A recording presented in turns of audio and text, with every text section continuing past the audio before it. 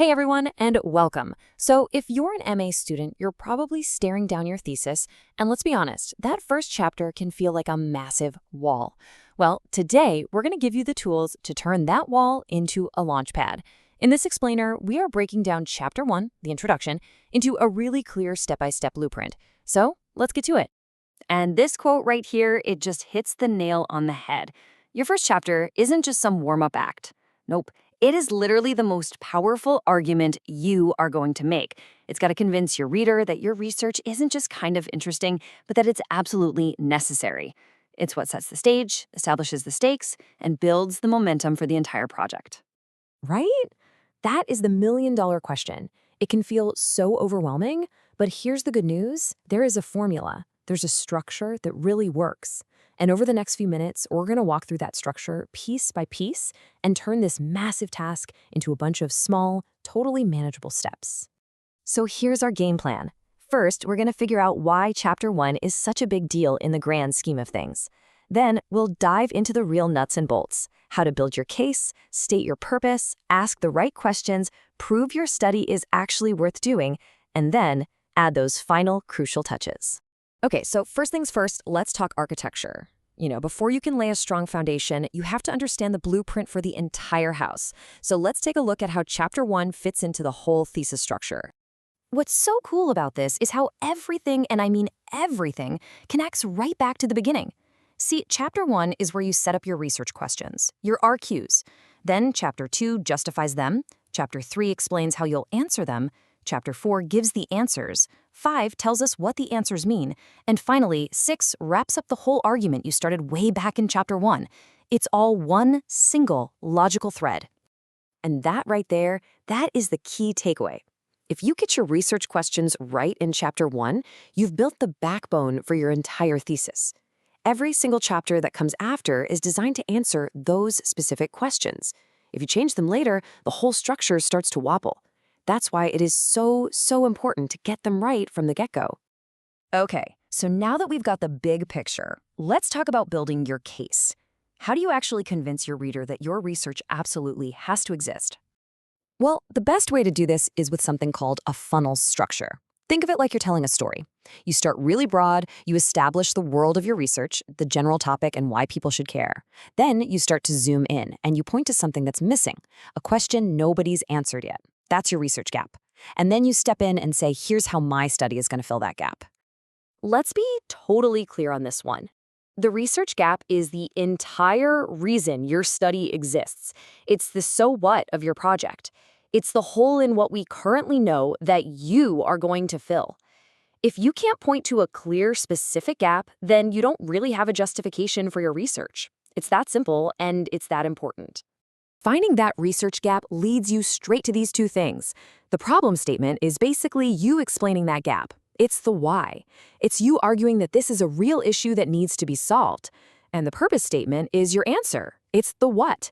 It says exactly what your study is going to do to solve that problem. It's this powerful 1-2 punch.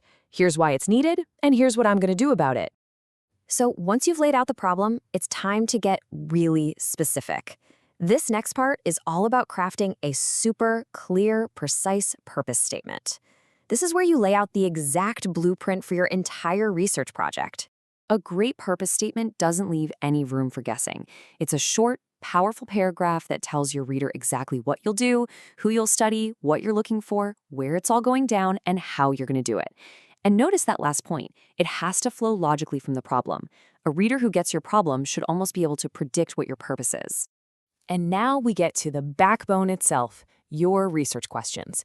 These are the beating heart of your study. They take that broad purpose statement and they chop it up into specific, answerable questions. Seriously, think of these as the compass that's going to guide every single decision you make from this point forward. So the first type of question you might ask is descriptive. These are foundational. They're not trying to find relationships or anything fancy. They just want to describe a situation as it is. They're all about answering the simple question, so what's going on here? Just look at these examples. One asks what the factors are. The other asks how frequently students do something. See the pattern?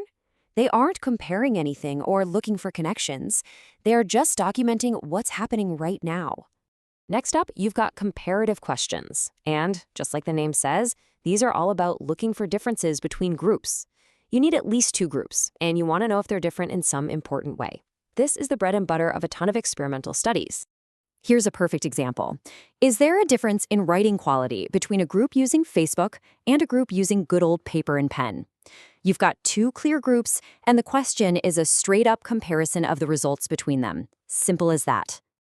And our final type is associational. These questions are all about exploring relationships. They ask things like, when one thing changes, does another thing change in a way we can predict? Are these 2 ideas connected somehow? For instance, you could ask if being a better reader is related to writing more fluently. Or you could ask, does a student's motivation level actually help us predict how well they'll do on a writing test? These questions are all about finding those connections and patterns between different concepts. Okay, you've found a gap, you've stated your purpose, and you've framed your questions. Now you have to answer the biggest question of all from your reader, which is, so what? Why should I care? That's the job of your significance section. And you don't have to just make this stuff up. Here are 6 solid ways you can argue that your study is important. Maybe the problem is just a really big deal. Or maybe you're clearing up some confusing results from past studies. Maybe you're helping teachers do their jobs better, or studying a group of people nobody's paid attention to. The key here is to be specific and realistic. Don't claim your study will change the world. Just claim exactly what it's going to contribute. All right, we're in the home stretch now. This last part is about the final pieces of the puzzle that show you're a careful and honest scholar. And trust me, these are not afterthoughts. They are absolutely essential for building trust with your reader. First up, operational definitions. Don't just define a term like motivation. Explain exactly how you are measuring motivation in your specific study. This makes sure everyone's on the same page. And second, limitations. Look, no study is perfect. Pointing out the potential weaknesses in your own research isn't a failure. It's actually a sign of intellectual integrity. It shows that you get it. You understand the boundaries of your own work. And here it is, your final check. Before you call Chapter 1 done, run it through this list. Does it move from a broad idea to a specific gap? Is the why and the what totally clear? Are your questions actually answerable? And the big one, does the whole thing read like one single compelling argument? If you can say yes to all of these, you haven't just written an introduction, you've built a rock-solid foundation for your entire thesis. So the only question left is, which part of this blueprint are you going to start building first?